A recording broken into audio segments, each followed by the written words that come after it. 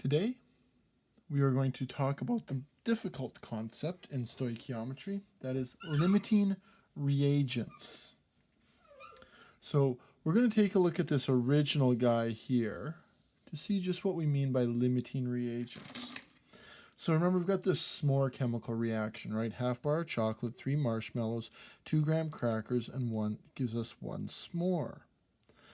Now, the question that we're asking here in limiting reagents is if I have 6 marshmallows and 10 graham crackers, so I'm going to put a sticky note under them, 6 marshmallows and 10 graham crackers, which one is going to get used up completely? Let's say I have 6 marshmallows and 10 graham crackers. Which one of those two is going to get used up completely? Well, we have to be able to make that decision. Well, 3 marshmallows is 2 graham crackers, so 6 marshmallows is going to require 4 graham crackers. So the most we can use is the six marshmallows. We're going to use the 6 marshmallows, and we're going to have 4 graham crackers to go with that 6 marshmallows. When we do that, we're going to have some leftover graham crackers. Okay, so we would say marshmallows are limiting.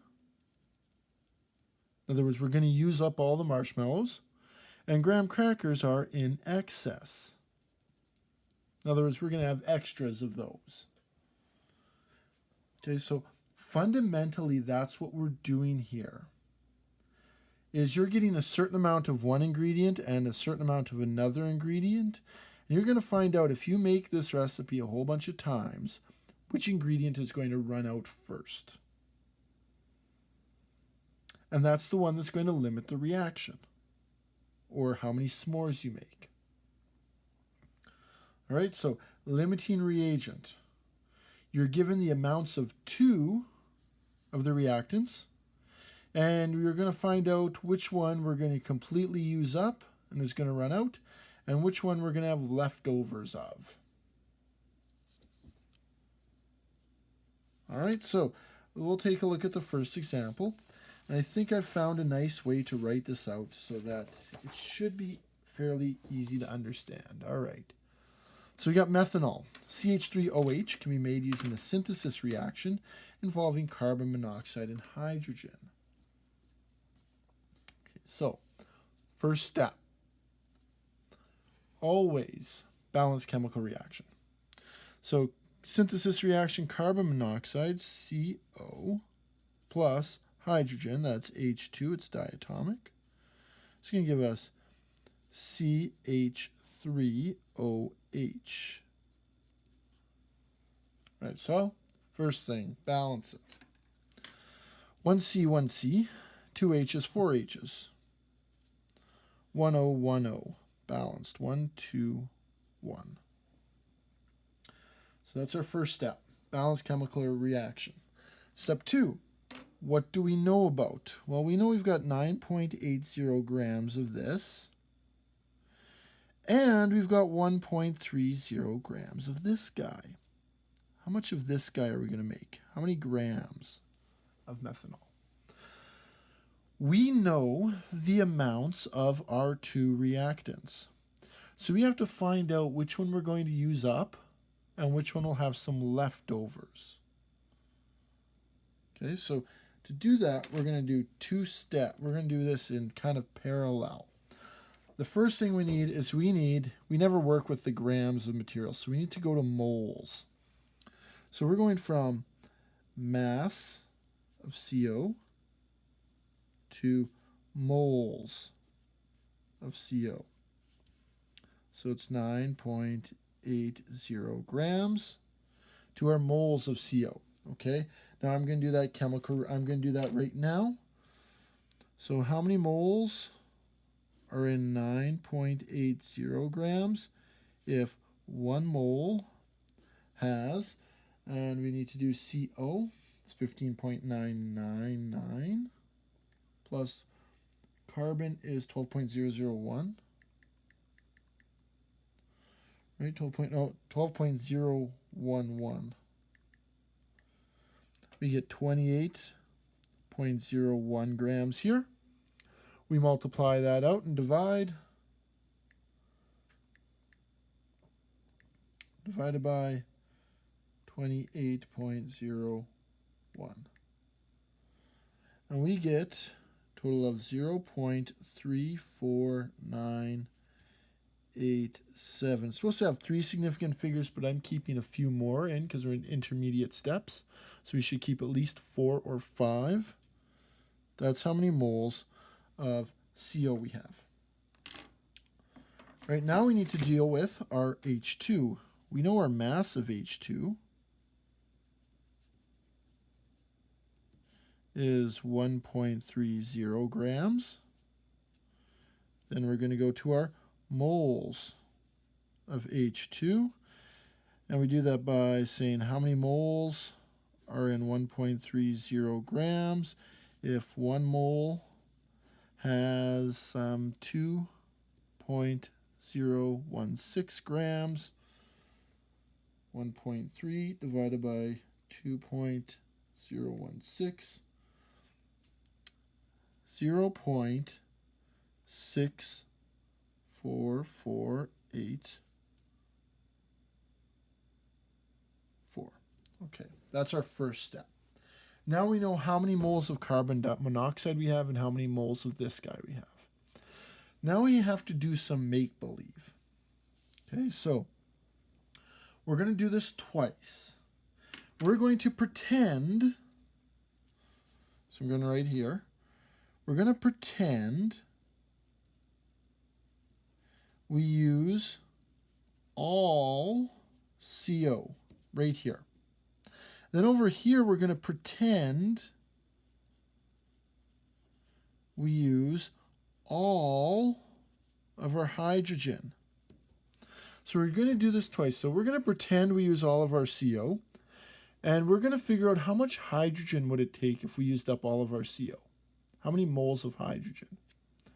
Here, we're going to pretend we use all of our hydrogen. We're going to see how many moles of CO we would use if we use up all of our hydrogen. So here's what we do. Over here, we start with our moles of CO, which is 0.34987 moles. And we see how many moles of H2 would that require using our molar ratio. Our molar ratio is 1 mole of CO to 2 moles of H2. Okay, so I'm going to do that right now. So how many moles of H2 do I have in 0.34987 moles of CO if 2 moles of H2 is equal to 1 mole of CO?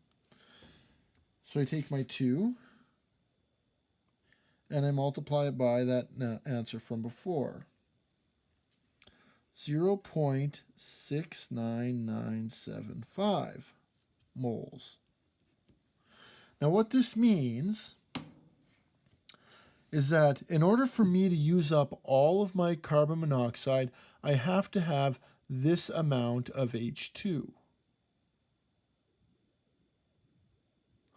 Okay, so in order for me to use up this amount of carbon monoxide, which I have to have this amount of H2. Now over here, you're going to find out that this step is extraneous. You don't actually need to do this step.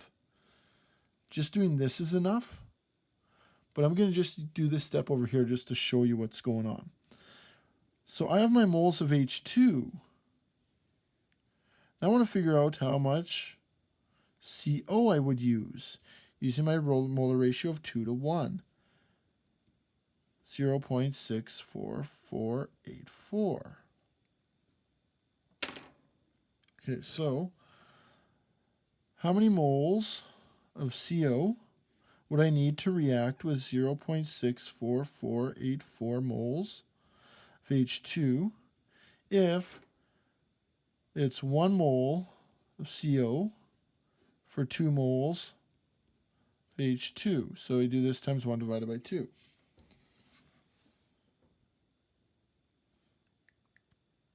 And I get 0.32242 moles.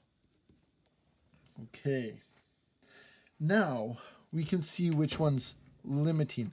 We can see which one of these scenarios is realistic. Okay. So first off, this line right here, this is what we actually have. We have this much carbon monoxide, and we have this much hydrogen. That came from up here from our question. Now, if we use all of our carbon monoxide, I'm going to choose, if we use all of our carbon monoxide,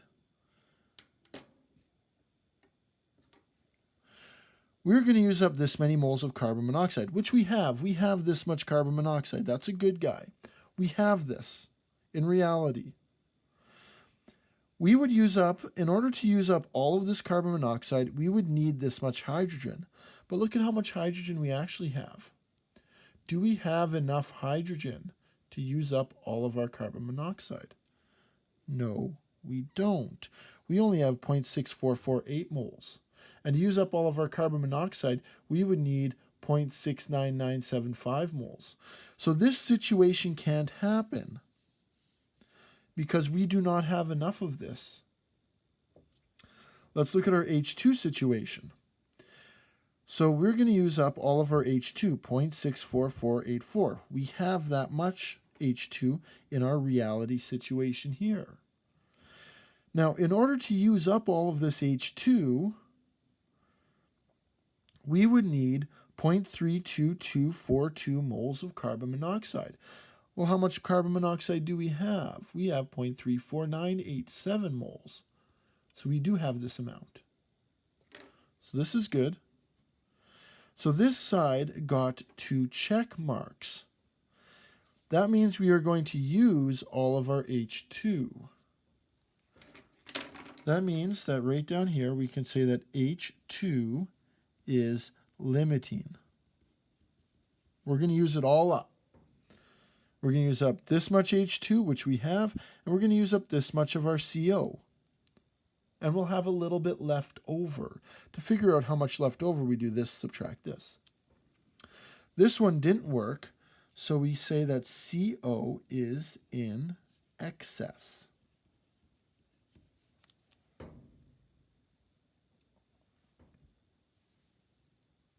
All right. Now, once we have our limiting reagent, then we continue on with our H2. We don't continue on with using CO. So we're trying to figure out how many moles of hydrogen, we're trying to figure out how many moles of methanol. So what do we know already?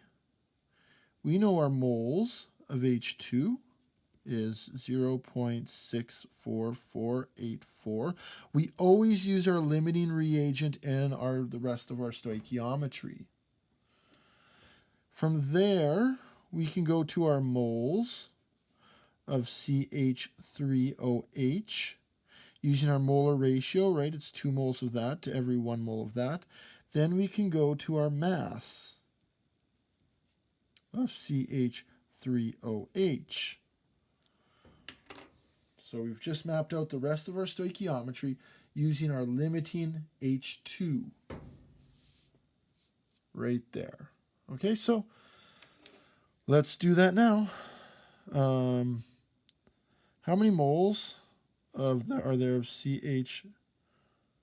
how many moles of CH3OH will we get for 0.64484 moles of H2 if we have 1 mole, right, 1 mole of CH for every 2 moles.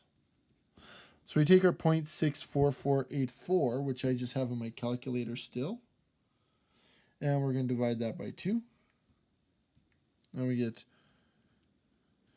0.32242 ... keeps going on. Our final answer should really have 3 significant figures because we started out with 3 significant figures. Lastly, we need to do a molar mass calculation.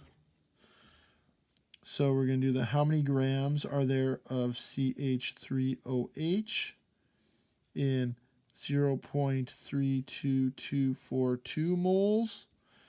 if 1 gram, nope, in 1 mole. So we have to figure out our molar mass for, so C 12.011 plus O 15.999 plus 1.008 times 4, 32.042 grams in 1 mole. So we take this, multiply by that.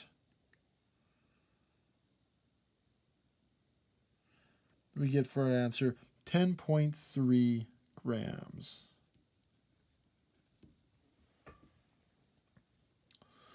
All right, so that's how you do a limiting reagent question. You start off with what you know, 2 reagents. You figure out how many moles of each you have. Then on one side, you pretend you use all of one reagent and figure out how much of the other reagent you'll use. And on the other side, you pretend you'll use all the other reagent and figure out how much of the one you'll use.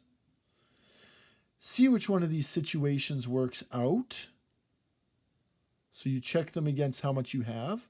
And then on the one that is limiting, you use that one in your rest of your stoichiometry question. All right, so that's the first example of limiting reagents. We'll look at the second example of limiting reagents in the next video.